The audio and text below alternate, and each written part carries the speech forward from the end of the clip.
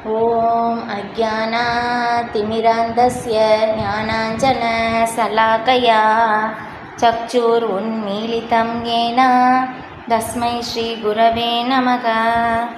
वन्देऽहं श्रीगुरो श्रीयुतपदकमलं श्रीगुरून् वैष्णवांश्च श्रीरूपं सागरजातं सहगणरघुनाथान्वितं धंसजीवम् साद्वैतं शावदूतं परिजनसहितं कृष्णचैतन्यदेवं श्रीराधाकृष्णपादान् सहगणललिता श्रीविशाखान्वितांश्च।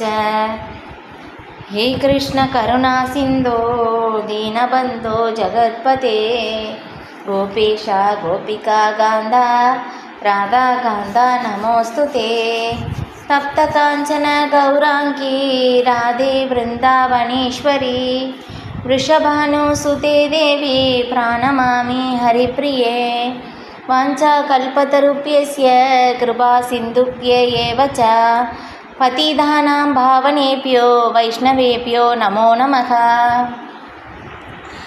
नमो ॐ विष्णुपादाय कृष्णप्रेष्ठाय भूतले श्रीमते भक्तिवेदान्त स्वामिन् इति नामिने।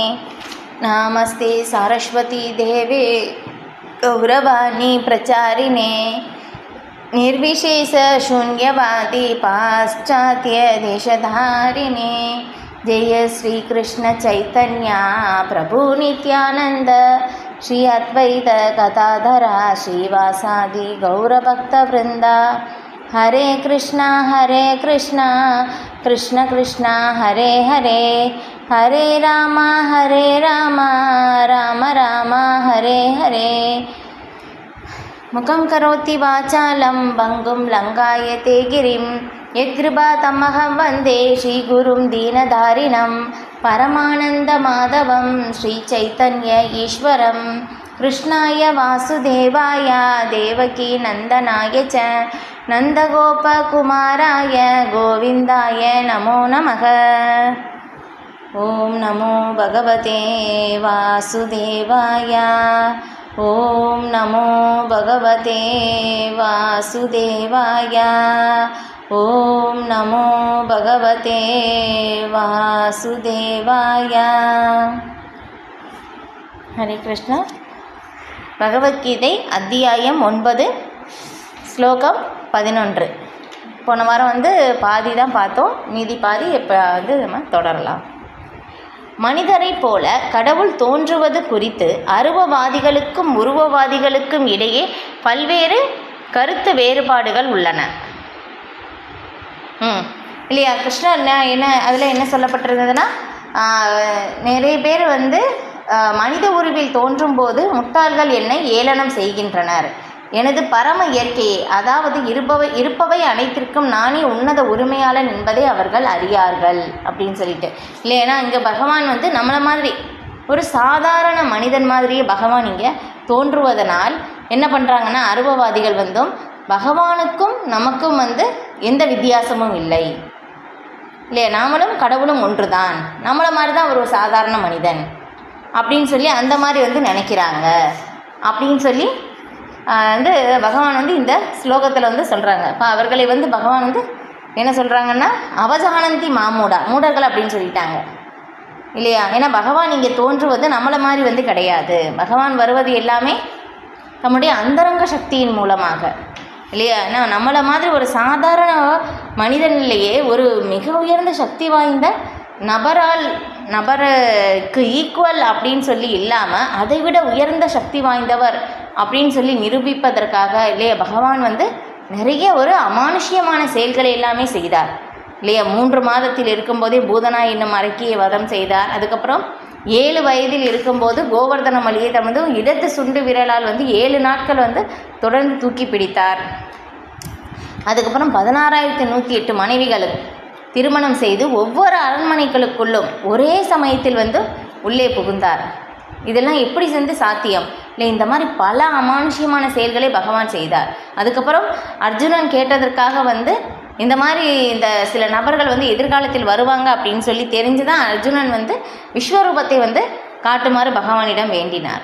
அப்போ பகவான் விஸ்வரூபம் காட்டினார். இப்போ இந்த மாதிரி இவ்வளோ வந்து அமானுஷ்யமான செயல்கள் இல்லையா, ஒரு சக்தி வாய்ந்த நபராக இருந்தாலும் அவரால் கூட இந்த மாதிரி செயல்களை வந்து செய்ய முடியாது. இப்போ இந்த மாதிரி செயல்கள் பகவான் செய்தும் என்ன பண்ணுறாங்கன்னா நம்மளை மாதிரி ஒரு சாதாரண மனிதன் தான் அப்படின்னு சொல்லி வந்து நினைக்கிறாங்க இல்லையா. இதுக்கு வந்து பாருங்கள், பிரபுபாதர் வந்து கிருஷ்ணர் வந்து எந்த மாதிரி வந்து சாஸ்திரத்தில் வந்து ஆதாரம் இருக்குது, நிறைய விளக்கங்கள் வந்து நம்ம போன வகுப்பில் வந்து பார்த்தோம்.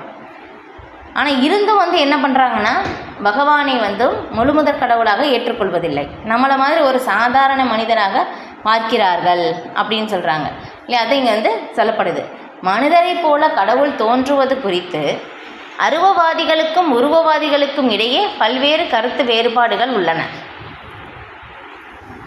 இதை வந்து பார்த்தோம்னா பக்தர்கள் வந்து பகவானை ஏற்றுக்கொள்கிறார்கள் இல்லையா, பகவானுடைய உன்னதமான செயல்கள் எல்லாமே வந்து ஏற்றுக்கொள்கிறார்கள்.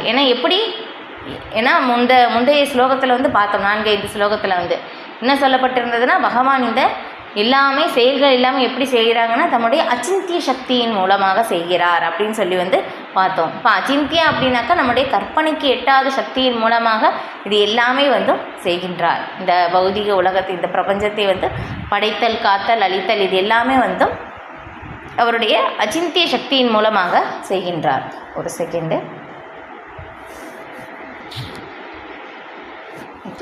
அடுத்து, ஆனால் கிருஷ்ண விஞ்ஞானத்தை புரிந்து கொள்வதற்கான அதிகாரபூர்வமான நூல்களான பகவத்கீதையையும் ஸ்ரீமத் பாகவதத்தையும் அணுகினால் கிருஷ்ணரே பரமபுருஷ பகவான் என்பதை அறிய முடியும் இல்லையா.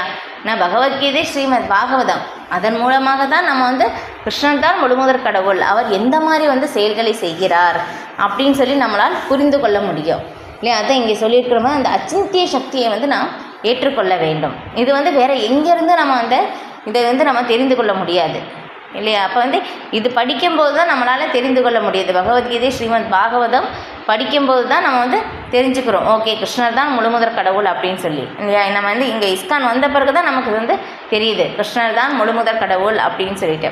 இப்போ அதுக்கு முன்னாடி நாமளும் வந்து எப்படி பார்த்தோம் இல்லையா, எல்லா கடவுளும் மாதிரி கிருஷ்ணரும் ஒரு கடவுள், இப்படி தான் நாம் வந்து நினச்சோம். ஆனால் இங்கே வந்த பிறகு தான் நமக்கு தெரியுது பகவத்கீதை, ஸ்ரீமத் பாகவதம் இது எல்லாமே படிக்கும் போதும் ஓகே கிருஷ்ணர் தான் முழுமுதற் கடவுள் அப்படின்னு சொல்லி வந்து நம்மளால் தெரிந்து கொள்ள முடியுது. இப்போ இவ்வுலகில் சாதாரண மனிதரை போல தோன்றினாலும் அவர் சாதாரண மனிதர் அல்ல. ஸ்ரீமத் பாகவதத்தின் முதல் ஸ்கந்தம் முதல் அத்தியாயத்தில் சௌனகரை தலைமையாக கொண்ட சாதுக்கள் கிருஷ்ணரது செயல்களை பற்றி வினவுகையில் கிருத்தவான் கில கர்மாணி சகராமேன கேசவா அதிமர்த்தியானி பகவான் கூட கபடமானுஷ. புருஷோத்தமரான முழுமுதற் கடவுள் ஸ்ரீகிருஷ்ணர் பலராமருடன் இணைந்து மனிதரை போல விளையாடினார். அத்தகைய வேடத்தில் மனித சக்திக்கு மீறிய செயல்கள் பலவற்றை அவர் நிகழ்த்தினார். பாகவதத்தில் கூறப்பட்டுள்ளது இல்லையே, நம்ம வந்து பார்த்தோம் இல்லையே, ஒரு சாதாரண மனிதராக இங்கே வந்து செய்தாலும் கபட மானுஷக, சாதாரண ஒரு மனிதராக பலராமருடன் இங்கே வந்து விளையாடினாலும் எப்படி நம்முடைய மனித சக்திக்கு அப்பாற்பட்ட செயல்கள் இல்லையா, அமானுஷ்யமான செயல்கள் இதெல்லாமே வந்து இப்போ நம்ம பார்த்தோம். இப்போ இது எல்லாமே பகவான் வந்து செய்கின்றார். அப்போ அது பகவானுக்கு மட்டும்தான் சாத்தியம் அப்படின்னு வந்து சொல்லப்படுது. அப்போ மனிதரை போன்ற பகவானின் தோற்றம் மூடர்களை குழப்புகின்றது இல்லையா. நம்மளை மாதிரி தான் பகவான் வர்றாரு, நம்மளை மாதிரி தான் சாப்பிட்றாரு, நம்மளை மாதிரி நடக்கிறாரு, நம்மளை மாதிரி விளையாடுறாரு. இப்போ இந்த மாதிரி நம்மளை மாதிரியே பண்ணுறோன்னா அப்போ நம்மளை மாதிரி தானே, சாதாரண மனிதன் தானே அப்படின்னு நினைக்கிறோம். ஆனால் இது வந்து என்ன ஆகுதுன்னா மூடர்களை குழப்புகின்றது. ஏன்னா பக்தர்களால் தான் பகவானை புரிந்து கொள்ள முடியும். ஒரு சாதாரண மனிதர்கள் வந்து பார்த்தோம்னா எந்த மாதிரி ஒரு இது பண்ணாலும் அவங்களுடைய புத்தியை வைத்து எப்படி வந்து அவங்க புரிஞ்சுக்க பார்த்தாலும் பகவானை புரிந்து கொள்ளவே முடியாது. பகவானை பக்தியால் மட்டும்தான் புரிந்து கொள்ள முடியும் இல்லையா. வந்து நம்ம முன்னாடி நிறைய தடவை இதை வந்து பார்த்துருக்கோம். பக்தியாமாம் அபிஜானாத்தி, பகவானை பக்தியால் மட்டும்தான் புரிந்து கொள்ள முடியும். இப்போ அதுவும் கூட நமக்கு புரிந்து கொள்வது சாத்தியமா அப்படின்னு கேட்டோம்னா ரொம்ப ரொம்ப கடினம் இல்லைன்னா. பிரம்மதேவரே வந்து சொல்கிறாங்க இல்லையா, வந்து கர்ப்போதகசாய் விஷ்ணுனுடைய நாபி கமனத்திலிருந்து தோன்றியவர் பிரம்மதேவர் இல்லையா, முதல் உயிர்வாளி.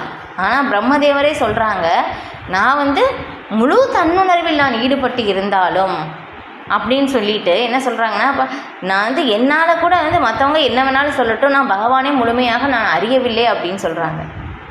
அப்போ வந்து பிரம்மதேவரே அப்படின்னு சொல்லும்போது நம்மளால் எப்படி வந்து முடியும் இல்லை. அடுத்த ஸ்லோகத்தில் எப்படி சொல்லப்பட்டிருக்குன்னா ஸ்ரீமத் பாகவதத்திலேயே இது பகவானை பற்றின அந்த புகழுரைகள், அந்த விளக்கங்கள் எல்லாமே பகவானே வந்து பார்க்கும்போதும் அது விரிவடைந்தே போகுதாமா.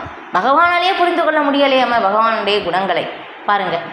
அப்போ நம்மளால் வந்து எப்படி வந்து சாத்தியம் இல்லையா? பக்தர்கள் ஆகும்போது ஓரளவுக்கு நம்ம புரிஞ்சுக்கலாம் இல்லையா? ஏன்னா நம்மளை வந்து சாதாரண கற்பனை கேட்டாத சக்திகள் வந்து பகவானிடம் இருக்குது. பகவானிடம் பல வகையான சக்திகள் வந்து இருக்குது. நாம் வந்து தடஸ்த சக்தியாக இருக்கின்றோம், பகவானுடைய ஒரு பாகமாக இருக்கின்றோம். நாமளும் உயர்ந்த சக்தி ஜடசக்தியோடு தொடர்பு கொள்ளும்போது நமக்கு இந்த மாதிரி ஒரு நிலை வந்து ஏற்படுது. 84 லட்சம் வந்து உயிரினங்கள் வந்து இருக்குது. இந்த மாதிரி எல்லாமே வந்து நம்ம ஒரு சில விஷயங்கள் வந்து நம்ம தெரிஞ்சுக்கிறோம். எப்படி இந்த பகவத்கீதை, ஸ்ரீமத் பாகவதம் பக்தர்களுடைய சங்கத்தின் மூலமாக இது ஒரு சில விஷயங்கள் வந்து நம்மளால் தெரிந்து கொள்ள முடியுது. அதுவும் பக்தியால் மட்டும்தான். ஆனால் சாதாரண மனிதர்களால் வந்து என்னதான் செய்தாலும் அவர்களால் புரிந்து கொள்ளவே முடியாது. என்ன செய்தாலும் பக்கத்திலே பகவான் கிருஷ்ணர் தான் முழுமுதற் கடவுள் பக்கத்திலே வந்து நின்று பேசினாலும் அவங்க வந்து கடவுள் அப்படின்னு சொல்லி ஏற்றுக்கவே மாட்டாங்க. அது அவங்களுடைய துரதிர்ஷ்டம். அப்போ அதான் இங்கே வந்து சொல்லப்படுது. அப்போ மூடர்களை குழப்புகின்றது. இப்பூமியில் அவதரித்த போது கிருஷ்ணர் செய்த அற்புதமான லீலைகளை எந்த மனிதனாலும் செய்ய முடியாது. கிருஷ்ணர் தனது தாய் தந்தையரான தேவகி வசுதேவரின் முன்பு தோன்றிய போது 4 கரங்களுடன் தோன்றினார். ஆனால் அவர்களது பிரார்த்தனைகளுக்கு பின் தன்னை சாதாரண குழந்தையாக மாற்றிக்கொண்டார். பபுவா பிராகிருத சிசு, அவர் ஒரு சாதாரண குழந்தையாக சாதாரண மனிதனாக மாறினார் என்று பாகவதத்தில் கூறப்பட்டுள்ளது. சாதாரண மனிதரை போன்ற கடவுளின் தோற்றமும் அவரது திவ்ய உடலின் ஒரு தன்மையே என்பது இங்கு மீண்டும் குறிப்பிடப்பட்டுள்ளது. பாருங்களேன், திரும்ப திரும்ப அதே தான் விளக்குறாங்க. ஏன்னா ஒரு விஷயத்தை வந்து நம்ம அழுத்தி சொல்லணும் அப்படின்னாக்கா நம்ம என்ன பண்ணுவோம்னா திரும்ப திரும்ப வந்து 3 தடவை வந்து சொல்லுவோம். அதே மாதிரி தான் பாருங்கள், பிரபுபாதர் வந்து அந்த ஒரே விஷயத்தை தான் இல்லையா, கிருஷ்ணர் வந்து நம்மளை மாதிரி ஒரு சாதாரண மனிதர் கிடையாது அப்படின்னு சொல்கிறதுக்கு எவ்வளோ விளக்கங்கள் வந்து நமக்கு கொடுத்துருக்காங்க. இப்போ இங்கே அதான் சொல்லப்படுது இல்லையா, வசுதேவர் தேவகி யாராவது ஒரு குழந்தை வந்து பார்க்கும்போதும் 4 கை ரூபத்தில் இல்லையா, சங்கு சக்கரம் கதா தாமரை, அதுவும் பட்டு இதில் ஆடையோட அணிகலனோட வந்து எங்கேயாவது குழந்தை பிறந்தது நம்ம பார்க்க முடியுமா? முடியாது. அப்போ இருந்தே பகவான் வந்து காட்டுறாங்க, நான் வந்து சாதாரண மனிதர்லேருந்து வேறுபட்டவன் அப்படின்னு சொல்லி பகவான் அப்போவே வந்து காட்டுறாங்க. அதுக்கப்புறம் தேவகி மாதா வந்து பிரார்த்தனை செய்த பிறகு ஒரு சாதாரண குழந்தையாக தம்மை மாற்றிக்கொள்கிறார் இல்லையா. அப்போ எப்படி வந்து பார்த்தாலும் பகவான் வந்து சாதாரண ஒரு மனிதரே வந்து கிடையாது. அதுக்கப்புறம் சாதாரண குழந்தையாக பகவான் வர்றாங்க அப்படின்னாக்கா அதுவும் வந்து எப்படி சொல்லப்படுதுன்னா அதுவும் அவரது திவ்யமான உடலின் ஒரு தன்மை தான் அப்படின்னு சொல்லி இங்கே பிரபுபாதர் வந்து விளக்குறாங்க. ஏன்னா நமக்கு வந்து எந்த மாதிரி பகவானை வந்து அணுக முடியுமோ அதுக்கு தகுந்த மாதிரி பகவான் தம்மை வெளிப்படுத்தி கொள்கிறார் இல்லையா. பகவான் வந்து நம்முடைய ஆன்மீகமாக வரும்போது நம்மளால் பார்க்க முடியாது. ஏன்னா நம்ம ஜடத்தை தான் பார்க்க முடியும். ஏன்னா நம்ம வந்து ஜட உலகத்தில் தான் இருக்கின்றோம், ஜடத்தோடு தான் தொடர்பு கொள்கின்றோம். பகவான் வந்து ஜடத்திடம் தொடர்பு கொள்வதே இல்லை. பகவான் முழுக்க முழுக்க ஆன்மீகமயமானவர். அப்போ வந்து நம்மளுடைய பார்வைக்கு எப்படி பார்க்க முடியுமோ அதுக்கு தகுந்த மாதிரி பகவான் தம்மை தோற்றுவித்து கொள்கிறார். ஆனால் அதனால் என்ன நினைக்கிறாங்கன்னா அருவவாதிகள் வந்து பகவானும் நம்மளும் ஒன்று தான் அப்படின்னு சொல்லி நினைக்கிறாங்க. இப்போ பகவத்கீதையின் 11ஆம் அத்தியாயத்தில் 4 புஜங்களையுடைய கிருஷ்ணரது உருவை காண அர்ஜுனன் பிரார்த்தனை செய்ததாக கூறப்பட்டுள்ளது. தேனைவ ரூபேன சதுர்புஜேன, இந்த ரூபத்தை காட்டிய பின்னர் அர்ஜுனனின் வேண்டுகோளின்படி கிருஷ்ணன் மீண்டும் மனிதரை போன்று தனது சுயவிரிவிற்கு திரும்பினார். மானுஷம் ரூபம், பரமபுருஷரின் இத்தகைய பலதரப்பட்ட தன்மைகள் நிச்சயமாக சாதாரண மனிதனுக்கு உரித்தானது அல்ல இல்லையா. பகவான் இதிலே வந்து காட்டுறாங்க, எப்படி விஸ்வரூபத்தை காட்டினார். இதெல்லாம் இந்த உருவமே எனக்கு வேண்டாம், பயமாக இருக்குது அப்படின்னு சொன்ன உடனே வந்து 4 விஷ்ணு ரூபத்திற்கு மாற்றிக்கொண்டார். அதுக்கப்புறம் இதுவும் வேண்டாம் அப்படின்னு சொன்ன பிறகு சாதாரண ஒரு மனிதனாக 2 கை ரூபத்திலே மாற்றிக்கொண்டார். இது எப்படி ஒரு சாதாரண மனிதருக்கு சாத்தியமாக கூடும்? இதிலிருந்தே தெரியுது நமக்கும் கிருஷ்ணருக்கும் வேறுபாடு இருக்குது அப்படின்னு சொல்லிட்டு. அதுக்கப்புறம் நிறைய பேர் வந்து நான் தான் கடவுள் அப்படின்னு சொல்லி வந்து வாக்குவாதம் செய்வாங்க இல்லையா, ஏற்றுக்கவே மாட்டாங்க. அவங்களுக்கெல்லாம் நம்ம இந்த மாதிரி விளக்கங்கள் எல்லாமே வந்து கொடுக்கலாம். இங்கே பாருங்கள், சாஸ்திரத்தில் இந்த மாதிரிலாம் வந்து சொல்லப்பட்டிருக்கு அப்படின்னு சொல்லிட்டு. மாயாவாத தத்துவங்களால் பாதிக்கப்பட்டு கிருஷ்ணரை ஏளனம் செய்யும் சிலர் கிருஷ்ணர் சாதாரண மனிதரே என்பதை நிரூபிக்க ஸ்ரீமத் பாகவதத்தில் பின்வரும் ஸ்லோகத்தை மேற்கோள் காட்டுகின்றனர். அகம் சர்வேஷு பூதேஷு பூதாத்மாவ வஸ்திதக சதா. பரம்பொருள் எல்லா ஜீவாத்மாக்களிலும் உள்ளது. கிருஷ்ணரை எழுந்து இறைக்கும் அங்கீகாரமற்ற நபர்களின் விளக்கங்களை பின்பற்றாமல் ஜீவகோஸ்வாமி, விஸ்வநாத சக்கரவர்த்தி தாக்கூரர் முதலிய வைஷ்ணவ ஆச்சாரியர்களிடமிருந்து இந்த குறிப்பிட்ட ஸ்லோகத்தை நாம் அறிந்து கொள்வது சிறந்தது.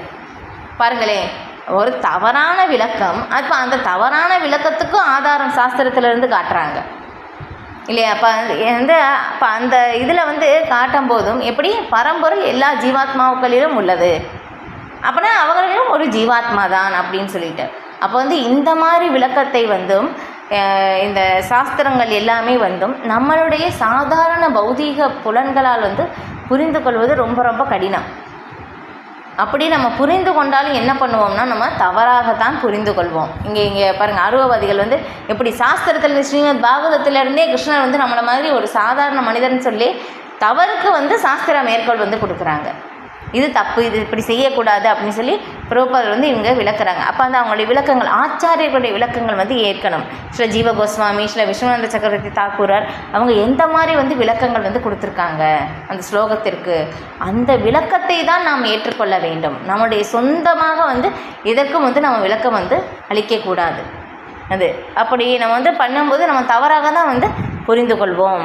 அது இங்கே விளக்குறாங்க பிரபுபாதர். இப்போ கிருஷ்ணர் தனது சுய விரிவான பரமாத்மாவின் ரூபத்தில் அசையக்கூடிய மற்றும் அசையாத இனங்கள் எல்லாவற்றிலும் வீற்றுள்ளார். எனவே கோயிலுள்ள அர்ச்சா மூர்த்தியிடம் மட்டுமே கவனம் செலுத்தி பிற உயிரினங்களுக்கு மதிப்பு கொடுக்காத ஆரம்ப நிலை பக்தர்களின் அர்ச்சா விக்கிரக வழிபாடு பயனற்றது என்று இந்த ஸ்லோகத்தை விளக்குகிறார் ஜீவ கோஸ்வாமி. பக்தர்கள் 3 வகைப்படுவர். ஆரம்ப நிலையில் உள்ள பக்தர்கள் மற்ற பக்தர்களின் மீது காட்டும் கவனத்தை விட கோவிலில் உள்ள விக்கிரகங்களின் மீது அதிக கவனம் காட்டுகின்றனர். இத்தகைய மனோநிலை திருத்தப்பட வேண்டும் என்று எச்சரிக்கிறார் ஸ்ரீ விஸ்வநாத சக்கரவர்த்தி தாக்கூரர். கிருஷ்ணர் ஒவ்வொருவரது இதயத்திலும் பரமாத்மாவாக வீற்று உள்ளதால் ஒரு பக்தன் ஒவ்வொரு உடலையும் பரமபுருஷரின் கோவிலாக காண வேண்டும். அத்தகு பக்தன் பகவானின் ஆலயத்திற்கு கொடுக்கும் அதே மதிப்பை பரமாத்மா வாழும் ஒவ்வொரு உடலுக்கும் வழங்குகின்றான். எனவே ஒவ்வொருவருக்கும் முறையான மரியாதை வழங்கப்பட வேண்டும். எவரையும் அலட்சியம் செய்யக்கூடாது இல்லையாப்பா? அந்த ஸ்லோகத்துக்கு மாயாவாதிகள் என்ன பண்ணுறாங்கன்னா, எல்லா ஜீவாத்மாக்களிலும் பகவான் இருக்கிறார் அப்படின்னு சொல்லி சாதாரண மனிதராக சொல்கிறார். ஆனால் இதுக்கு இந்த ஸ்லோகத்துக்கு ஸ்ரீ ஜீவ கோஸ்வாமியும் ஸ்ரீ விஸ்வநாத சக்கரவர்த்தி தாக்கூரரும் எந்த மாதிரி விளக்கம் கொடுக்குறாங்க அப்படின்னு சொல்லி இப்போ அந்த விளக்கத்தையும் இங்கே பிரபுபாதர் கொடுக்குறாங்க. ஏன்னா சில பேர் ஆரம்ப நிலை பக்தர் எப்படி பண்ணுவாங்கன்னா, கோயிலுக்கு போய் அர்ச்சா விக்கிரகத்தை மட்டும் பார்ப்பாங்க, அவ்வளோதான். பக்தர்களை ஒரு பெருசாக எடுத்துக்க மாட்டாங்க. ஆனால் இது ஆரம்ப நிலை பக்தர். இரண்டாம் நிலை இன்னும் கொஞ்சம் முன்னேறிய பக்தர் என்ன பண்ணுவாங்கன்னா, ஓகே எல்லாருமே பகவானுடைய பக்தர்கள், பகவானுக்கும் ஒரு இது எல்லா உடல்களிலும் பகவான் பரமாத்மாவாக இருக்கிறார், இப்போ அந்த பக்தர்களுடன் நாம் தொடர்பு கொள்ள வேண்டும் அப்படின்னு சொல்லி அந்த ஒரு சம்பந்தம் ஏற்படுத்துவாங்க. இன்னும் முன்னேறிய பக்தர், உயர்ந்த நிலை பக்தர், உத்தம அதிகாரி, அவங்க எப்படி பார்ப்பாங்கன்னா, எல்லா உயிர்வாளிகளுக்கும் பகவானுடன் நமக்கு ஒரு உறவு இருக்குது, ஒரு சம்பந்தம் இருக்குது அப்படின்னு சொல்லி பார்ப்பாங்க. இப்போ அதான் இங்கே சொல்லப்படுது. அப்போ எல்லாருடைய இதயத்திலையும் பகவான் பரமாத்மாவாக இருக்கிறார் அப்படின்னு சொல்லி அந்த ஒரு நிலையிலிருந்து பார்ப்பாங்க. இது இப்போ அந்த மாதிரி இங்கே பார்க்க வேண்டும் அப்படின்னு சொல்லி ஸ்ரீ விஸ்வநாத சக்கரவர்த்தி தாக்கூர் விளக்கத்தை நாம் எடுத்துக்கொள்ள வேண்டும் அப்படின்னு சொல்கிறாங்க. ஓகே, ஆலய வழிபாட்டை ஏளனம் செய்யும் அருவவாதிகள் பலர் உள்ளனர். கடவுள் எல்லா இடத்திலும் இருப்பதால் ஆலய வழிபாட்டிற்கு ஒருவன் தன்னை ஏன் கட்டுப்படுத்தி கொள்ள வேண்டும் என்று அவர்கள் கூறுகின்றனர். ஆனால் கடவுள் எல்லா இடங்களிலும் இருந்தாலும் ஆலயத்திலும் அர்ச்சா விக்கிரகத்திலும் அவர் இல்லையா? பாருங்களே வாதம் இல்லையா? இப்போ அதுதான் இது சொல்கிறாங்க.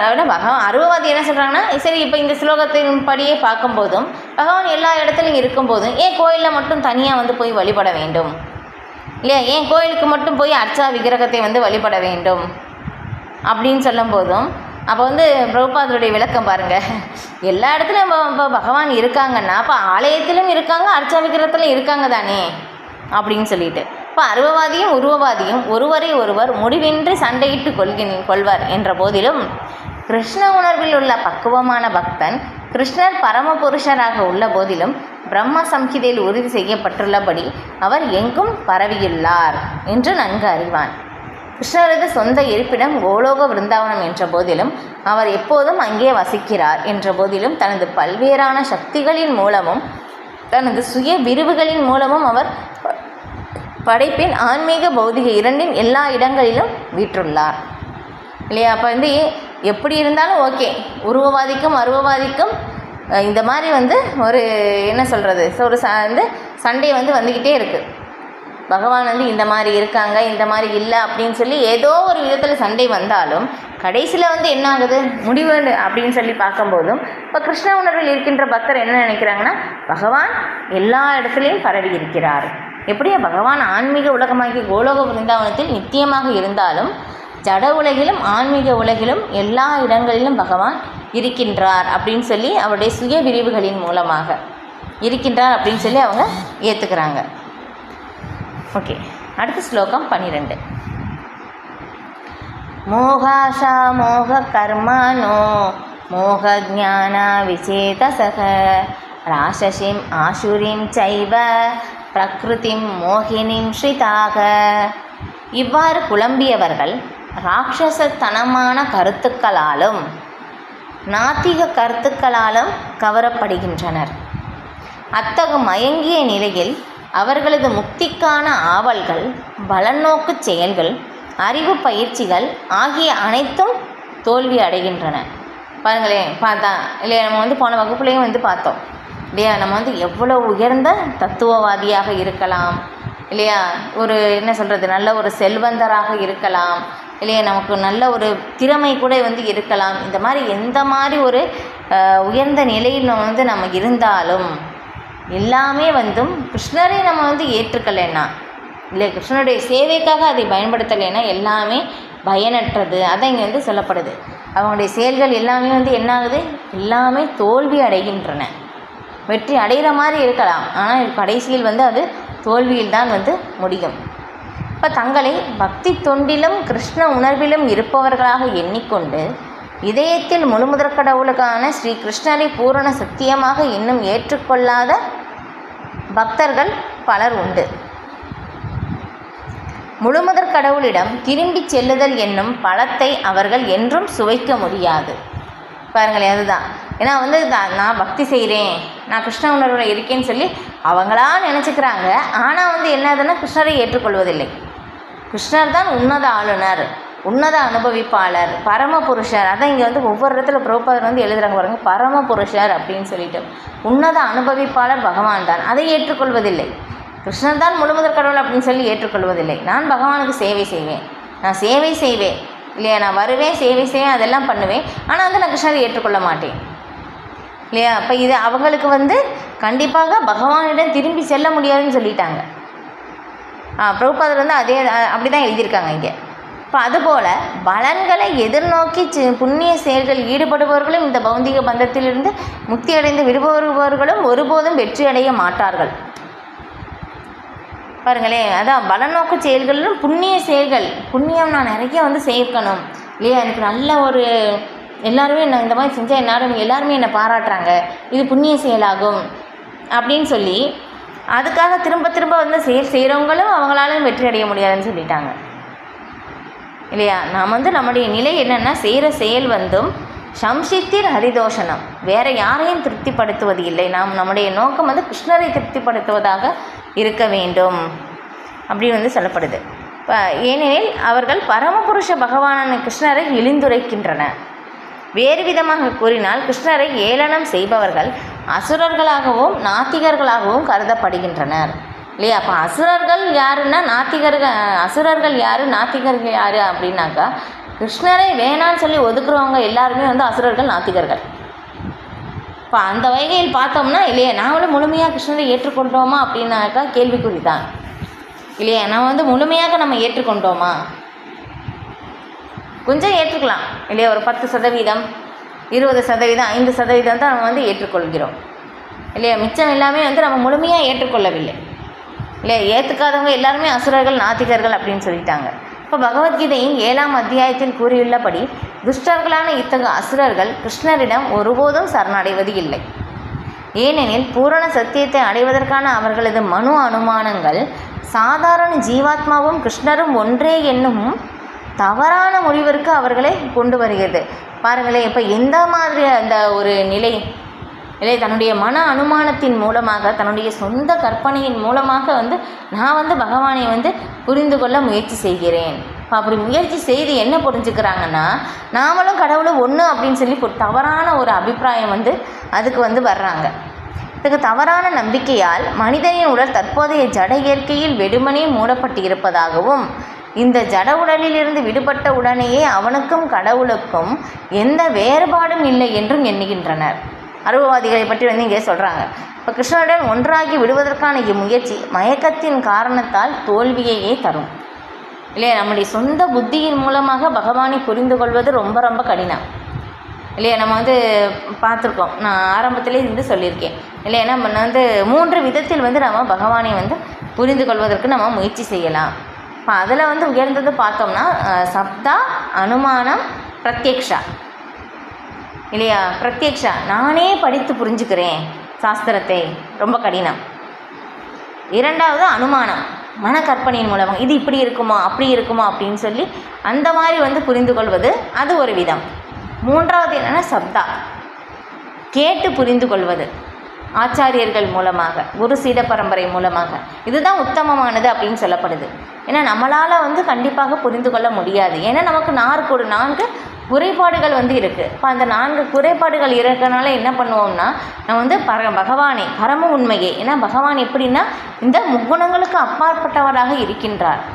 பகவானை யார் சுவைத்திருக்கிறார்களோ, யார் பகவானை அனுபவித்திருக்கிறார்களோ, யார் பகவானை புரிந்து கொண்டு இருக்கிறார்களோ, பகவானுடைய உறவில் யார் நிலைத்து இருக்கிறார்களோ, அவர்களிடமிருந்து கேட்கும்போது மட்டும்தான் நாம் பகவானை புரிந்து கொள்ள முடியும். அப்போ ஆச்சாரியர்களுடைய விளக்கம், அவங்க எல்லாமே பகவானோடைய ஒரு சம்பந்தம் இல்லையா. அந்த பாட்டு நீங்கள் கேட்டிருப்பீங்க, ஜெய தேவர் பிராணதனரே அப்படின்னு சொல்லிட்டு அந்த ஒரு பாட்டு தொடங்கும். ஆச்சாரியர்களுக்கும் அந்த ஒவ்வொரு விக்கிரகத்துக்கும் அந்த தொடர்பு இருக்குது. இப்போ அந்த மாதிரி இருக்கின்ற அந்த ஆச்சாரியர்களுடைய விளக்கத்தை கேட்கும்போது மட்டும்தான் கிருஷ்ணரை பற்றி நாம் உண்மையாக புரிந்து கொள்ள முடியும். இல்லைன்னா என்ன ஆகுது, இங்கே பாருங்கள், இங்கே சொல்லியிருக்கிற மாதிரி அருவவாதிகள் நானே புரிஞ்சுக்கிறேன் அப்படின்னு சொல்லி கற்பனை செய்து என்ன முடிவுக்கு வர்றாங்கன்னா, நாமளும் கடவுளும் ஒன்று அப்படின்னு சொல்லி முடிவுக்கு வந்துட்டாங்க. நாமளும் கடவுளை புரிஞ்சுக்கிட்டோம் அப்படின்னாக்கா நாமளும் என்ன ஆகுனா, இப்போ நமக்கு இந்த மாதிரி ஒரு சாதாரண பௌதிக உடல் இருக்குது, நம்ம உடலை விட்ட பிறகு நாமளும் பகவானோட ஒரு ஆன்மீகமாக ஆயிடுவோம். அப்போ பகவானும் ஒளி, நாமளும் ஒளி, பகவானோடு போய் ஒன்று கலந்துடலாம். இந்த மாதிரி ஒரு தவறான விளக்கத்துக்கு வர்றாங்க. இதுதான் ஒரு மயக்கம் அப்படின்னு சொல்லப்படுது. இந்த மாதிரி செய்வது ரொம்ப ரொம்ப தப்பு. இது கடைசிவன் நமக்கு தோல்விதான் ஏற்படும்.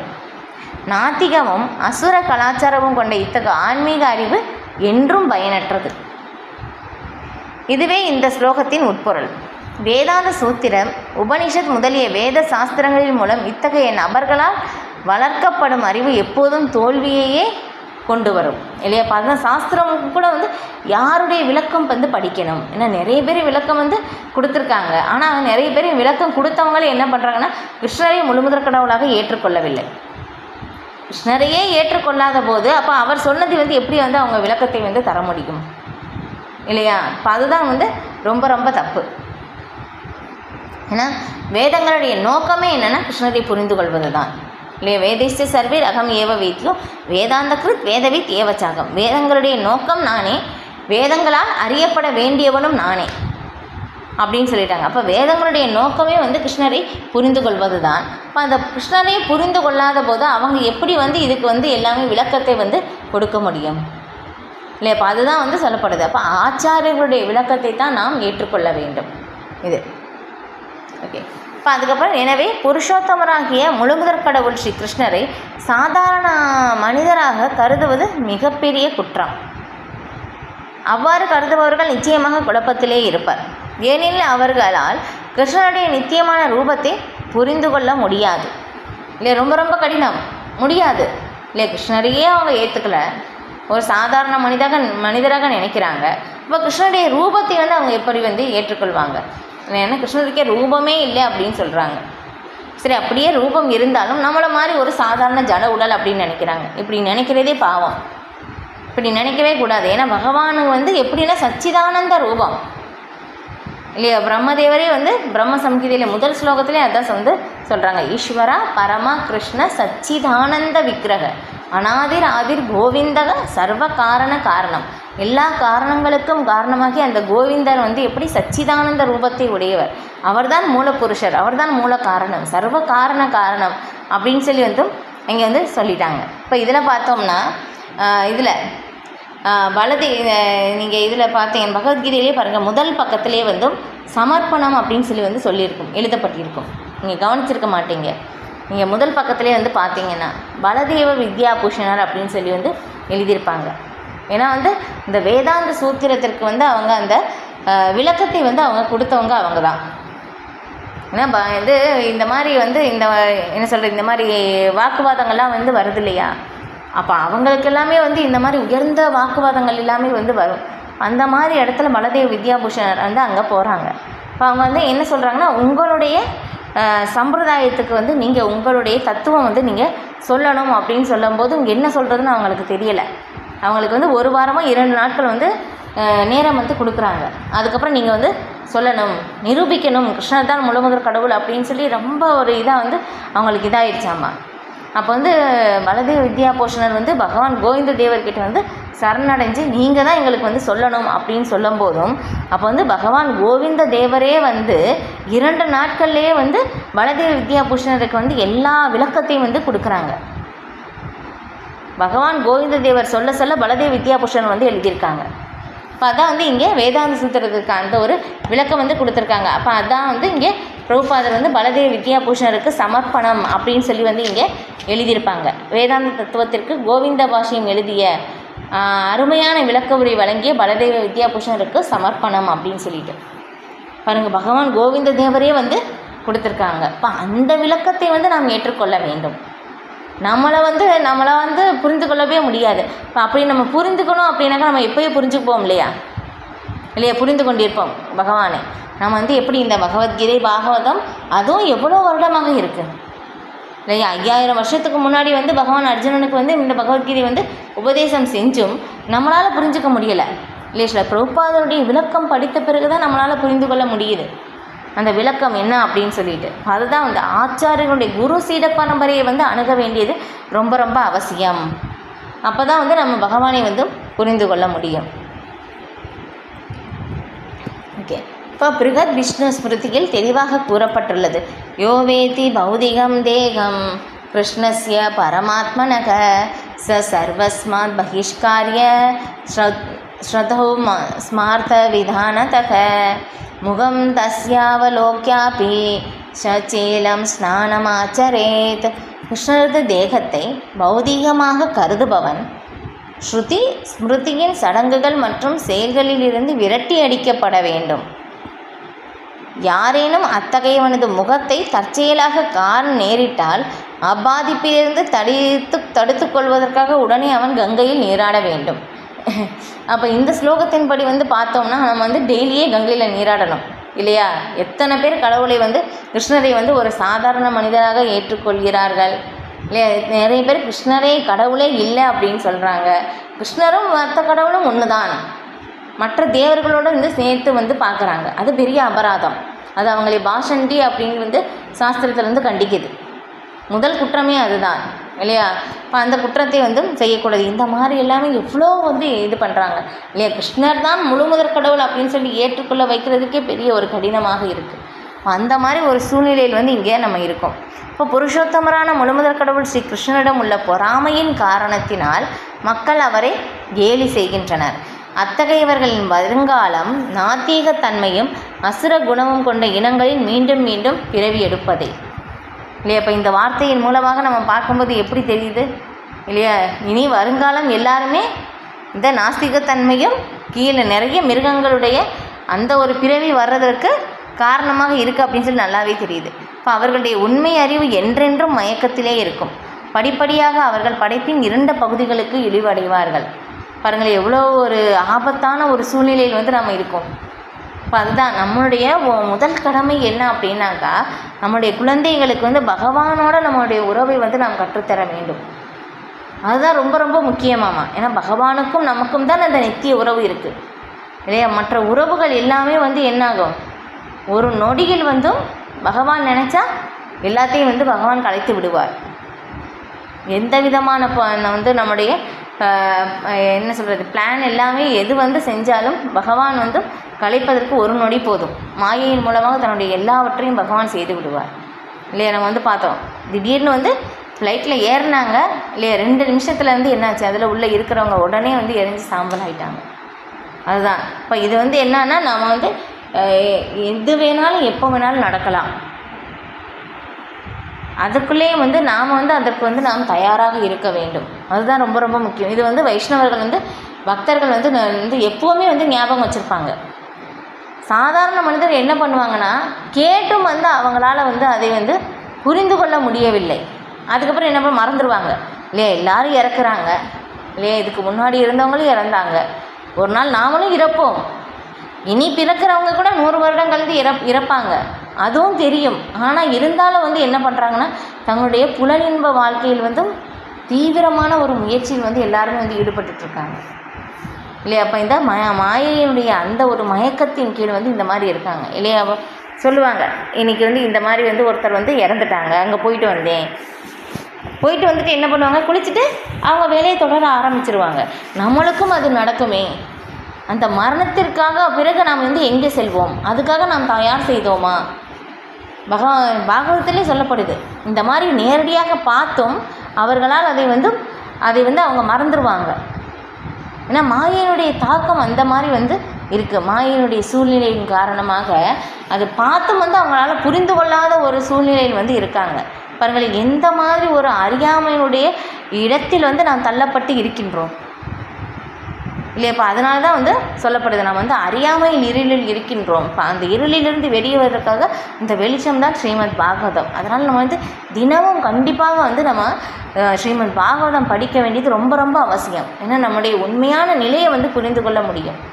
ஆசிரியம், கடைசி ஆசிரியம், இறுதி அடைக்கலம் பகவான் மட்டும்தான். யார் ஸ்ரீமத் பாகவதத்தை வந்து படிக்கிறார்களோ அவங்க வந்து பகவானுடைய அடைக்கலத்தை அடைவது நிச்சயம். அதனால் கண்டிப்பாக பகவானுடைய அடைக்கலத்திற்கு நாம் வந்து செல்ல வேண்டும். நம்மை சார்ந்தவர்களையும் வந்து நம்ம கற்றுத்தர வேண்டியது ரொம்ப ரொம்ப அவசியம்.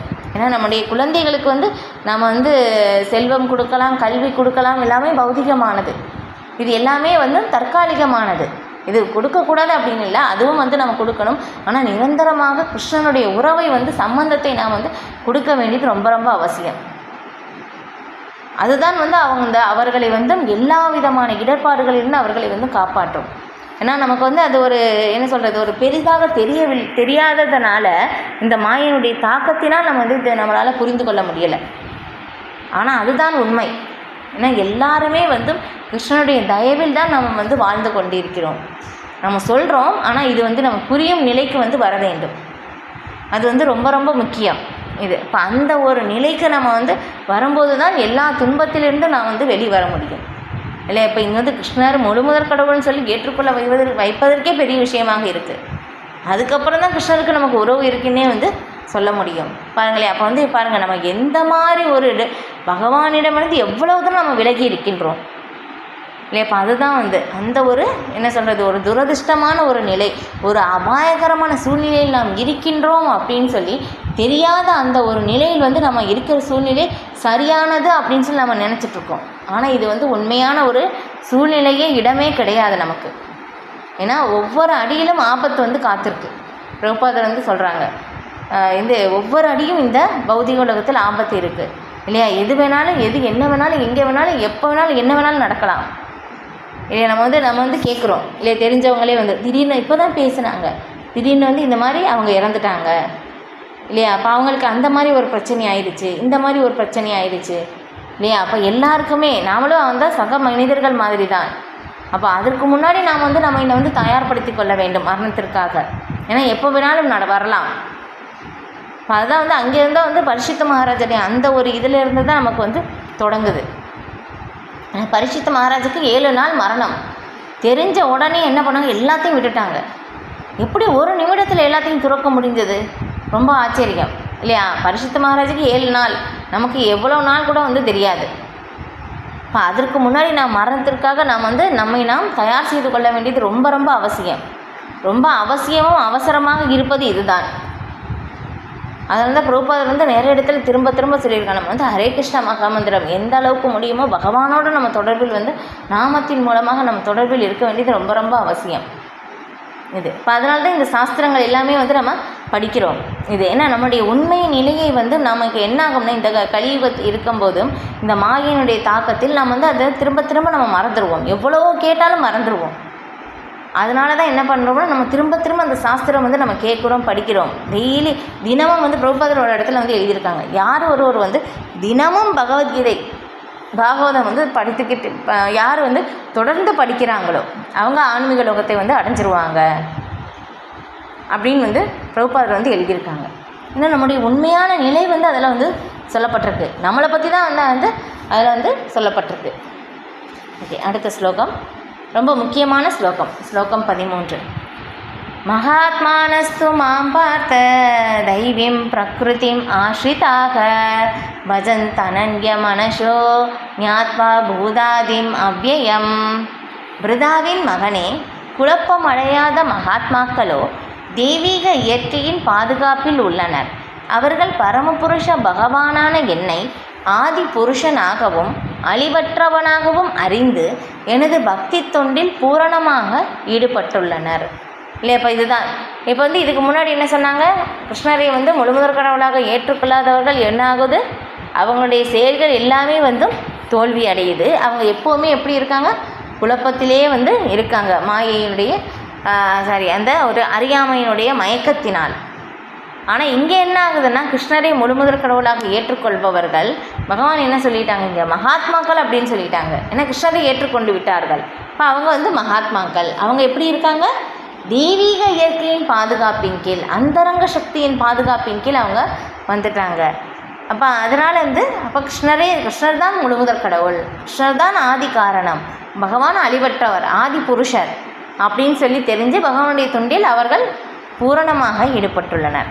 மகாத்மா என்பதன் பொருள் இந்த ஸ்லோகத்தில் தெளிவாக கொடுக்கப்பட்டுள்ளது இல்லையா. நம்ம மகாத்மா அப்படின்னு சொல்கிறோம் இல்லையா, யார் யார் சொல்லுவோம் இல்லையா, காந்திஜியை வந்து மகாத்மா அப்படின்னு சொல்லுவோம் இல்லையா. அப்போ ஆனால் மகாத்மானா யார் அப்படின்னு சொல்லி இங்கே சொல்லப்பட்டிருக்கு. மகாத்மாவின் முதல் அறிகுறி என்னவெனில் அவர் தெய்வீக இயற்கையில் நிலை பெற்றவர். அதுக்கப்புறம் அவர் சில பிரபுபாதர் மகாத்மா இல்லையா. அப்போ அவங்க மகாத்மா, அவர் ஜட இயற்கையின் கட்டுப்பாட்டில் இல்லை. இது எவ்வாறு சாத்தியம் இல்லை, இது வந்து நம்மளால் புரிஞ்சிக்கவே முடியாது. ஏன்னா நம்மளுடைய முக்குணங்களுடைய கட்டுப்பாட்டில் தான் இருக்கின்றோம். அந்தரங்க சக்தியின் பாதுகாப்பில் இருப்பவர் முக்குணங்களை தாண்டியவர். அப்போ முக்குணங்களுடைய கட்டுப்பாட்டில் இருப்பவர்களால் முக்குணங்களை தாண்டி இருப்பதை அவர்களால் புரிந்து கொள்ளவே முடியாது. இப்போ அதான் வந்து இங்கே விளக்கப்படுது, மகாத்மானா யார் அப்படின்னு சொல்லிட்டு. அப்போ வந்து அவங்க ஜட இயற்கையின் கட்டுப்பாட்டில் இல்லை, முக்குணங்களுடைய கட்டுப்பாட்டில் அவர்கள் வருவதில்லை. இப்போ இது எப்படி சாத்தியமாகும் அப்படின்னு சொல்லி இங்கே விளக்குறாங்க பிரபுபாதர். இப்போ புருஷோத்தமரான முழுமுதற் கடவுள் ஸ்ரீ கிருஷ்ணனிடம் சரணடைபவன் ஜட இயற்கையின் கட்டுப்பாட்டிலிருந்து உடனடியாக விடுதலை பெறுகின்றான் என்று 7ஆம் அத்தியாயத்தில் விளக்கப்பட்டுள்ளது. அதுவே தகுதி இல்லையா. நம்ம வந்து பார்த்தோம் 7வது அத்தியாயத்தில் தைவீ ஏசா தைவீம் பிரகிருதி ஸ்லோகம் என்ன,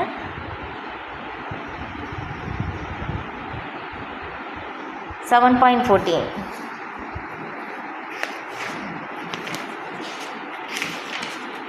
தைவீ ஏஷா குணமயி மம மாயா துரத்தியா மாம் ஏவையே பிரபத்தியந்தே மாயாமேதாம் தரந்தித்தே அப்படின்னு சொல்லிட்டு இல்லையா. என்னுடைய தெய்வீகமான இந்த சக்தி, மாயா சக்தி வெல்லுதற்கு அரியது. ஆனால் யார் ஒருவர் என்னை சரணடைகிறார்களோ அவர்கள் உடனே இந்த மாயா சக்தியை வெல்ல முடியும் அப்படின்னு சொல்லிட்டாங்க. இப்போ பகவானிடம் யார் ஒருவர் சரணடைகிறார்களோ அவர்கள் வந்து உடனடியாக இந்த முக்குணங்களை கடக்க முடியும். அதுதான் தகுதி. இப்போ பரமபுருஷ பகவானிடம் ஆத்ம சமர்ப்பணம் செய்பவன் உடனடியாக ஜடசக்தியின் கட்டுப்பாட்டிலிருந்து விடுபடுகிறான் இல்லையா. அப்போ இதை வந்து நம்ம பார்க்கலாம். பலி மகாராஜா இல்லையா, பகவானிடம் வந்து பலி மகாராஜா கிட்ட பகவான் வந்து என்ன பண்ணாங்க, ஒரு குள்ள பிராமணராக வந்து 3 அடி நிலம் வந்து கேட்டாங்க இல்லையா. 2 அடியில் பகவான் வந்து அளந்துட்டாங்க. இப்போ 3வது அடியில் எங்கே வைக்கிறது அப்படின்னு சொல்லும் போதும் வெளிப்படையாக பார்க்கும்போது பலி மகாராஜா ஏமாற்றப்பட்டதாக தெரியுது. ஆனால் வந்து பலி மகாராஜா என்ன பண்ணாங்க, பகவானை வென்று விட்டார். அது பக்தர்களால் புரிந்து கொள்ள முடியும் இல்லையா. அவங்களுடைய ஆத்ம சமர்ப்பணம் எல்லாத்தையும் பகவானுக்கு அர்ப்பணம் செய்தார். ஏன்னா நம்ம வந்து எல்லாமே என்ன படிக்கிறோம், எல்லாமே பகவானுக்கு அர்ப்பணம் செய்யணும்னு தான் படிக்கிறோம் இல்லையா. ஆனால் வந்து பலி மகாராஜா அவங்க அப்ளை பண்ணிட்டாங்க, செஞ்சிட்டாங்க. இப்போ வந்து அவங்க செய்யும்போது பகவானை வந்து யாராலையும் வெற்றி கொள்ள முடியாது. ஆனால் பலி மகாராஜா அவருடைய அன்பால் வெற்றி கொண்டார். அதனால் என்னாச்சுன்னா சுத்தல லோகத்தில் வாயில் காப்பாளனாகவே பகவான் வந்து இன்றைய வரைக்கும் வந்து இருக்கின்றார். அப்போ பாருங்களேன், இப்போ அதுதான். அப்போ பலி மகாராஜா வந்து அவங்க உடனே எல்லாமே பகவானுக்கு அர்ப்பணம் செய்த உடனே அந்தரங்க சக்தியின் பாதுகாப்பில் வருகிறார் இல்லையா. இப்போ இதுதான் நம்ம புரிந்து கொள்வது ரொம்ப ரொம்ப கடினம், புரிந்து கொள்ள முடியாது. இப்போ அதான் வந்து இங்கே சொல்லப்படுது. அப்போ ஆத்ம சமர்ப்பணம் செய்பவன் உடனடியாக ஜனசக்தியின் கட்டுப்பாடிலிருந்து விடுபடுகிறான். ஏன்னா பகவானை முழுமையாக ஆத்ம சமர்ப்பணம் பண்ணிட்டாங்க, முழுமையாக சரண்டர் ஆகிட்டாங்க. இதுவே அடிப்படை கொள்கையாகும். நடுநிலை சக்தி என்பதால் ஜட இயற்கையின் கட்டுப்பாட்டில் விடுபட்டவுடனேயே ஆத்மா ஆன்மீக இயற்கையின் வழிகாட்டில் வைக்கப்படுகிறான் இல்லையா. நம்ம வந்து நிறைய தடவை பார்த்துருக்கோம் இது இல்லையா. நம்ம வந்து பகவானுடைய நடுத்தர சக்தியாக இருக்கும். நம்ம விரும்பினா ஆன்மீக சக்திக்கு வந்து போகலாம், இல்லை அப்படின்னாக்கா பகிரங்க சக்தியின் கட்டுப்பாட்டில் இருக்கலாம். இது நம்முடைய விருப்பம் இல்லையா. நம்ம வந்து பகிரங்க சக்தியில் வந்து இருக்கின்றோம். அப்போ வந்து நம்ம பகவானை வந்து சரண் அடைஞ்ச உடனே என்ன ஆகுது, நம்ம அந்தரங்க சக்தியின் பாதுகாப்பில் வந்து நம்ம போகிறோம். அப்போ தெய்வீம் பிரகிருதியும் ஆசிரிதான். ஆன்மீக இயற்கையின் இந்த வழிகாட்டுதல் தெய்வீ பிரகிருதி, தெய்வீக இயற்கை என்று அறியப்படுகிறது. இப்போ அந்த ஒரு இயற்கையிலிருந்து நம்ம செயல்படும்போது நமக்கு ஆனந்தம் மட்டும்தான். எனவே புருஷோத்தமனான முழுமுதற்களுடன் சரணடைவதன் மூலம் ஒருவன் ஏற்றம் பெறும்போது அவன் மகாத்மாவின் நிலையை அடைகிறான். மகாத்மா தனது கவனத்தை கிருஷ்ணரிடமிருந்து திசை திருப்புவதே இல்லை. ஏனெனில் கிருஷ்ணரே எல்லா காரணங்களுக்கும் காரணம் ஆதி புருஷன் என்பதை அறிவான் இல்லையா. இப்போ இதுக்கு உதாரணம் வந்து நம்ம பார்க்கலாம். பிரகலாத் மகாராஜா இல்லையா, எவ்வளோ கஷ்டம் இல்லையா, ஒன்றா ரெண்டா இவ்வளோ கஷ்டம் இல்லையா. ரொம்ப ஒரு விஷ ஜந்துக்களுடைய மத்தியில் வந்து கொண்டு போய் வந்து உட்கார வைக்கும்போது அந்த இடத்துல உட்காந்து நம்ம ஹரே கிருஷ்ணா சொல்லணும். நம்ம ஜபிப்போமா? அதான் அவ்வளோ அந்த ஒரு ஸ்மரணம் இல்லையா. நம்ம ஸ்ரவணம், கீர்த்தனம், ஸ்மரணம் 9 வழிமுறைகள் வந்து பார்க்குறோம் பக்தி தொண்டில். அதில் வந்து ஸ்மரணத்துக்கு வந்து பிரகலாத் மகாராஜா வந்து உதாரணம் வந்து சொல்கிறாங்க இல்லையா. மலையிலேருந்து மேலேருந்து கீழே தள்ளி விடுறாங்க, ஸ்மரணத்தில் இருக்காங்க, கிருஷ்ணனுடைய ஸ்மரணத்தில். நம்மளால் இருக்க முடியுமா? ஒரு சின்ன காய்ச்சல் வந்தாலே நமக்கு ஸ்மரணமே போயிடுது இல்லையா. சாதாரண நேரத்துலேயே நமக்கு ஸ்மரணே இருக்காது இல்லையா. ஏதோ நினச்சி ஜபம் பண்ணுவோம் ஹரே கிருஷ்ணா மந்திரம். இப்போ பாருங்கள், அது விஷ ஜந்துக்கள் நடுவில் அந்த இடத்துல உட்காரும்போது நம்ம ஹரே கிருஷ்ணா வந்து சொல்லணும். இருட்டறையில் வந்து நம்ம வந்து பூட்டி வைக்கும்போது ஹரே கிருஷ்ணா மந்திரம் சொல்லணும் இல்லையா. நடுக்கடலை நமக்கு வந்து தள்ளி விடும்போது அந்த நேரத்தில் வந்து நம்ம ஹரே கிருஷ்ணா மந்திரம் சொல்லணும். நம்ம மறந்துடுவோம், ஓ ஹரே கிருஷ்ணா நம்ம ஒரு நாள் சொல்லிகிட்டு இருந்தேனான்னு கூட வந்து நம்ம நினைப்போம்.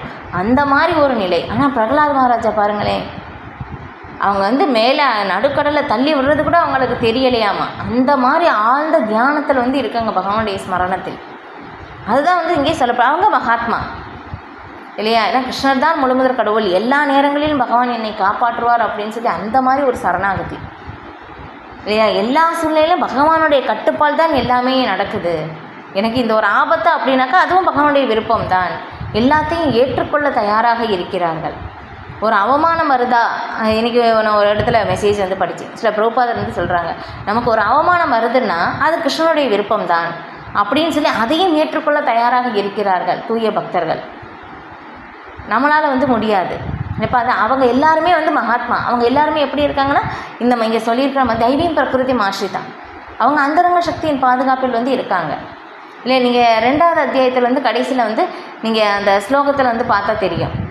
இது அர்ஜுனன் வந்து கேட்குறாங்க என்னென்னா, ஒரு தூய பக்தர்களுடைய அவங்களுடைய நடத்தை என்ன, அவங்க எப்படி பேசுவாங்க, அவங்க எந்த மாதிரி நடந்துக்குவாங்க, எந்த மாதிரி சாப்பிடுவாங்க அப்படின்னு சொல்லி கேட்கும்போது பகவான் வந்து அதுக்குரிய பக்தருடைய அறிகுறிகள் எல்லாமே அங்கே வந்து விளக்குறாங்க. நீங்கள் வந்து படித்து பாருங்கள் 2வது அத்தியாயத்துலேருந்து கொடுக்கப்பட்டிருக்கு கடைசியிலையும். அதுக்கப்புறம் நம்ம எப்படி இந்த பௌதிக உலகத்தில் வீழ்ச்சி அடைகின்றோம் அதை பற்றியும் வந்து 2வது அத்தியாயத்துலேயும் கடைசியில் வந்து விளக்கப்பட்டிருக்கு. அது பாதி வந்து ஆத்மாவை பற்றி வந்து விளக்கம் இருக்கும், மீதி பாதி வந்து இந்த விளக்கம் எல்லாமே இருக்கும். கண்டிப்பாக நம்ம 2வது அத்தியாயம் நம்ம திரும்ப திரும்ப படிக்கிறது ரொம்ப நல்லது. ஏன்னா நமக்கு என்ன ஆகும்னா நம்ம மறந்துடுவோம். நம்ம மனசில் வந்து நிற்கிற வரைக்கும் அதை நம்ம வந்து திரும்ப திரும்ப படிக்கிறது ரொம்ப நல்லது. ஏன்னா எல்லா ஸ்லோகமும் முக்கியம்தான் இது. அந்த மாதிரி இங்கே சொல்லியிருக்கிறவங்க பிரகலாத் மகாராஜா அந்தரங்க சக்தியின் பாதுகாப்பில் எப்போவுமே கிருஷ்ணர் தான் முழுமுதற் கடவுள், கிருஷ்ணருக்கும் நமக்கும் மட்டும்தான் நித்திய உறவு இருக்குது அப்படின்னு சொல்லி முழுமையாக சரணடைந்தவர். அதனால தான் எல்லா சூழ்நிலையிலும் கிருஷ்ணரை வந்து நினைக்க முடிந்தது. நம்மளால் இருப்பது வந்து முடியுமா அப்படின்னு கேட்டோம்னா கேள்விக்குறிதான் இல்லையா? முதல் பரிசையிலே நம்ம தோற்று போயிடுவோம் இல்லையா? கொல்வதற்காக நமக்கு மரண தண்டனை விதிச்சிருக்கு அப்படின்னு சொல்லி கேட்ட உடனே என்ன ஆகும்னா நமக்கு வந்து கோபம் வரும் இல்லையா? என்ன பண்ணுவோம், நான் எந்த தப்புமே பண்ணலை அப்படின்னு சொல்லி அதுக்கு நம்ம ஆர்கியூமெண்ட் பண்ணுறதுக்காக கோர்ட்டு கேஸு அப்படின்னு சொல்லி அதுக்கு வந்து பல காலத்தை வந்து நம்ம கழிச்சிருவோம். ஆனால் பக்தர்கள் என்ன பண்ணுவாங்கன்னா, எது நடந்தாலும் ஓகே, எல்லாமே பகவானுடைய விருப்பம், எல்லாத்தையும் நான் ஏற்றுக்கொள்ள தயார் அப்படின்னு சொல்லி முழுமையாக வந்து அந்த இடத்தை வந்து ஓடாமா எல்லாமே ஏற்றுக்கொள்வார்கள். அதுதான் அவங்களுக்கு நமக்குள்ள வித்தியாசம். இப்போ இதுதான் பதை வந்து சொல்லப்படுது. மகாத்மா தனது கவனத்தை கிருஷ்ணரிடமிருந்து திசை திருப்புவது இல்லை. ஏனெனில் கிருஷ்ணரே எல்லா காரணங்களுக்கும் காரணம் ஆதிபுருஷர் என்பதை அவன் அறிவான். இதில் எந்த சந்தேகமும் இல்லை. இத்தகு மகாத்மா தூய பக்தர்களான இதர மகாத்மாக்களுடைய உறவில் முன்னேற்றம் பெறுகிறான். தூய பக்தர்கள் கிருஷ்ணரது இதர ரூபத்திலும், அதாவது 4 கைகளை கொண்ட மகாவிஷ்ணு போன்ற ரூபத்திலும் கூட கவரப்படுவது இல்லை. அவர்கள் 2 கைகளுடன் திகழும் கிருஷ்ணரது உருவத்தால் மட்டுமே கவரப்படுகின்றனர். கிருஷ்ணரது பிற உருவங்களாலேயே கவரப்படாத பட்சத்தில் தேவர்களின் பிற உருவங்களையும் மனிதரின் உருவத்தையும் அவர்கள் நிச்சயமாக கருத்தில் கொள்வதில்லை. கிருஷ்ண உணர்வில் கிருஷ்ணரை மட்டுமே தியானிக்கின்றனர். அவர்கள் எப்போதும் கிருஷ்ண உணர்வில் பகவானது வலுவாத தொண்டில் ஈடுபட்டுள்ளனர். பாருங்கள், இப்போ அதுதான் வந்து இங்கே சொல்லப்படுது. ஏன்னா அவங்க வந்து அந்தரங்க சக்தியின் பாதுகாப்பில் இருப்பதால் இப்போ அவங்களுக்கு என்ன ஆகுதுன்னா, ஏன்னா அவங்க உயர்ந்த சுவையை அனுபவிச்சுட்டாங்க. 2வது அத்தியாயத்தில் வந்து சொல்லப்பட்டிருக்கு, ரசோகம் அப்சு கௌந்தேய அப்படின்னு சொல்லி இல்லையா? உயர்ந்த சுவையை அனுபவிக்கும் போது தாழ்ந்த சுவை அவங்களுக்கு வந்து தெரியாது, அது வந்து வேணான்னு ஆயிரும். ஆனால் அவங்க உயர்ந்த சுவை சுவைச்சிட்டாங்க இல்லையா? ஒரு ஐஸ்கிரீம் வந்து ஒரு சாப்பிட்ற குழந்தைகிட்ட போய் சாக்லேட் வந்து கொடுத்தோம்னா அது சாக்லேட் வந்து கேரே பண்ணாது, ஏன்னா உயர்ந்த சுவை இருக்குது கையில். இப்போ அதே மாதிரி தான் மகாத்மாக்கள் பகவானோட உறவில் வந்து அந்த சுவையை வந்து அனுபவிக்கிறாங்க. இப்போ அந்த பகவானோட அந்த உயர்ந்த சுவை வந்து உறவில் வந்து பகவானுக்கு இதில் பிரபுபாதர் வந்து ஸ்ரீமத் பாகவதத்தில் வந்து எழுதியிருக்காங்க, பகவானுக்கு பக்தி தொண்டு செய்வதன் மூலமாக நான் பகவானுடைய நெருங்கிய உறவில் வந்து நான் நிலை பெற வேண்டும் அப்படின்னு சொல்லி யார் வந்து அந்த ஒரு எண்ணத்தில் வந்து இருக்காங்களோ அவங்களுடைய வார்த்தைகளும் செயல்களும் எல்லா இடத்துலையும் வந்து உண்மையாக்கப்படும் அப்படின்னு சொல்லி பிரபுபாதர் வந்து எழுதியிருக்காங்க. பாருங்கள், இவ்வளோ ஸ்ட்ராங்கான ஒரு பாயிண்ட் இல்லையா? பகவானுடைய பக்தி தொண்டு சேவை செய்வதன் மூலமாக பக்தர்கள் என்ன பண்ணுறாங்கன்னா பகவானுடைய நெருங்கிய உறவில் எப்போவுமே இருக்காங்க. எப்போவுமே பகவானோட இருப்பதை வந்து புரிந்து கொள்ள முடியும். சில பிரபுபாதர் வந்து சொல்கிறாங்களாமா, நான் அவங்களுடைய லீலாமிர்தத்தில் வந்து சொல்லப்பட்டதாக. இப்போ அதில் வந்து எப்படி சொல்லப்பட்டிருக்குன்னா, சில பிரபுபாதர் வந்து காலையில் 2-3 மணிக்கு வந்து அந்த நேரத்தில் உட்காந்து மொழிபெயர்ப்பு பண்ணுவாங்களாமா. அப்போ வந்து பகவான் வந்து என்னுடைய தோளில் இருந்து உட்காந்து டிக்டேட் பண்ணதை நான் எழுதியிருக்கேன் அப்படின்னு வந்து சொல்கிறாங்க. அப்போ பாருங்கள், பகவானுடைய அந்த உறவு எப்போவுமே இருக்குது அவங்களுக்கு, பகவானுடைய சம்பந்தம். இப்போ இதே இன்னொரு இடத்துல வந்து என்னாச்சுன்னா, இந்த உபன்யாசம் வந்து பண்ணுறதுக்காக நிறைய பக்தர்கள் வந்து நிறைய பேரை வந்து அழைச்சிருக்காங்க. ஆனால் அங்கே பார்க்கும்போது உபன்யாசம் வந்து பிரபுபாதர் வந்து கொடுக்கும்போது யாருமே வரலை. அப்போ வந்து எல்லா பக்தர்களும் வந்து சாரி பிரபுபாதே, நாங்கள் எல்லாரையும் கூப்பிட்டோம் ஆனால் யாருமே வரல அப்படின்னு சொல்லும்போது அப்போ வந்து பிரபுபாதர் சொல்கிறாங்களாம்மா, நாரத முனிவர் உட்கார்ந்து கேட்டாங்களே நீங்கள் பார்க்கலையா அப்படின்னு சொல்லிட்டு. இது எப்படி வந்து ஒரு சாத்தியம் இல்லையா? நம்மளால் புரிந்து கொள்ளவே முடியாது, சாதாரண பௌதிகத்தினால புரிந்து கொள்ள முடியாது. ஏன்னா அவங்க இருப்பது எல்லாமே அந்தரங்க சக்தியின் மூலமாக அவர்கள் செயல்படுகின்றனர் இல்லையா? சில பிரபுபாதர் வந்து இதில் பிருந்தாவனத்தில் வந்து அந்த ஒரு சின்ன ஒரு ரூமில் தான் வந்து அங்கே இருந்து தான் வந்து யோசிக்கிறாங்களாமா, இங்கே கிருஷ்ண உணர்வை எப்படி வந்து பரப்பலாம். தம்முடைய ஆன்மீக குருவாகிய சில பக்தி சித்தாந்த சரஸ்வதி தாக்கூர் சொல்லியிருக்காங்க, இந்த எப்படி இந்த கிருஷ்ண உணர்வை பரப்ப வேண்டும் அப்படின்னு சொல்லும்போது எப்படி பரப்பலாம் அப்படின்னு சொல்லி அங்கேருந்து உட்காந்து யோசிக்கிறாங்களாமா. இப்போ அந்த இடத்துல வந்து அவங்க பிரார்த்தனை வந்து செய்கிறாங்க. சில ஜீவ கோஸ்வாமி சமாதி வந்து அங்கே தெரியுது. அப்போ அங்கே பார்த்தீங்கன்னா பிருந்தாவனத்தில் எல்லா ஆச்சாரர்களுடைய சமாதி எல்லாமே வந்து இருக்குது. இப்போ அவங்கக்கிட்ட இருந்து அழுது பிரார்த்தனை வந்து செய்வாங்களாமா, எனக்கு வந்து நீங்கள் கருணை காட்ட மாட்டீங்களா அப்படின்னு சொல்லிட்டு. இப்போ அந்த மாதிரி வந்து அவங்க பிரபுபாதர் வந்து அந்த மாதிரி வந்து ஆச்சாரியர்களுடைய பகவானோட அந்த ஒரு தொடர்பில் வந்து இருந்திருக்காங்க. அதுதான் அவங்களால எல்லாமே வந்து சாத்தியமாக்கப்படுது. இது நமக்கும் சாத்தியமா அப்படின்னா கண்டிப்பாக சாத்தியம் இல்லை. இப்போ இங்கே சொல்லியிருக்கிற இந்த வழிமுறைகள் எல்லாமே வந்து நாம் பின்பற்றும் போதும் நாமளும் அந்த தெய்வீக இயற்கையின் பாதுகாப்பில் எல்லாருமே போக முடியும். நாமளும் அங்கே இருந்தவங்க தான், அங்கேருந்து இங்கே வந்துட்டோம் பகவான் மாதிரி நம்ம அனுபவிக்கணும் அப்படின்னு சொல்லும் போதும் இப்போ நாமளும் இந்த ஒரு உயர்ந்த நிலைக்கு இங்கே சொல்லியிருக்கிற மாதிரி பகவானுடைய வந்து நாம் பூரணமாக 100% சரணடையும் போதும் நாமளும் இந்த தெய்வீக இயற்கையின் பாதுகாப்பில் பகவானுடைய உறவை வந்து நாம் இப்போ இங்கே இருக்கும்போதே அனுபவிக்க முடியும். இது எப்படின்னு சொல்லி நம்மளால் புரிந்து கொள்ள முடியாது. நாம் அந்த நிலையை கடக்கும்போது தான் தெரியும். இந்த முக்குணங்களை கடக்கும் போதும் அந்த பிரம்மபூத நிலை அப்படின்னு சொல்லி நம்ம படிக்கிறோம் இல்லையா, அப்போ அந்த நிலை வரும்போது தான் நம்மளால் புரிந்து கொள்ள முடியும் அவங்க எப்படி இருக்காங்க அப்படின்னு சொல்லி. நம்ம வந்து பார்க்குறோம் இல்லையா, பிரகலாத் மகாராஜா உண்மையிலே பார்க்குறோம் எவ்வளோ சூழ்நிலை, எவ்வளோ கஷ்டம், ஆனால் இருந்தாலும் பாருங்கள் அந்த ஒரு இடத்துல பகவானுடைய ஸ்மரணத்தில் முழுமையாக இருந்தார். எப்படி சாத்தியமானது அவங்களுக்கு இல்லையா? அப்போ அது நம்மளால் புரிந்து கொள்ள முடியாது. பௌதிக அறிவிற்கு அப்பாற்பட்ட ஒரு நிலை அது எல்லாமே வந்து. இப்போ அந்த முக்குணங்களை தாண்டிய நிலை. ஸ்ரீ பிரபுபாதர் அந்த மாதிரி வந்து இருந்தாங்க ஆச்சாரியர்கள் எல்லாமே. இதே பார்த்தீங்கன்னா ஸ்ரீ பில்வமங்கல தாக்கூர் இல்லையா, என்னுடைய புலன்கள் வந்து புலன் இன்பத்தை நோக்கி போகுதா அப்படின்னு சொல்லி பகவானுக்காக தன்னுடைய கண்ணையே வந்து அவர் தியாகம் செய்தார். கண்ணையே வந்து வேணான்னு சொல்லி தோண்டி எடுத்துட்டாங்க. அதுக்கப்புறம் பகவானை வந்து அவரோட டெய்லி வந்து பேசுவாங்களாமா. எப்படி சொன்னாங்க, ஒரு மூத்த பக்தர் 700 வருடங்கள் 700 இயர்ஸ் பகவானோடு வந்து அவங்க தினமும் வந்து பில்வமங்கல் தாக்கூருக்கு வந்து பால் வந்து கொடுத்துட்டு போவாங்களாமா. அப்போ வந்து பில்வமங்கல் தாக்கூர் பேசும்போது கிருஷ்ணர் தான் வர்றாங்கன்னு சொல்லி தெரிஞ்சுக்க முடியலை. அதுக்கப்புறம் ஒரு கட்டத்தில் வந்து தெரிஞ்சுக்கிறாங்க, நான் விருந்தாவனம் போகணும் அப்படின்னு சொல்லி அவங்க எப்படியோ விருந்தாவனத்துக்கு வந்த உடனே அதுக்கப்புறம் தான் வந்து தெரிஞ்சுக்க முடியுது இது கிருஷ்ணர் தான் அப்படின்னு சொல்லி. அப்போ அவங்களுடைய பௌதிக கண்கள் இல்லை, ஆனால் ஆன்மீக கண்களின் மூலமாக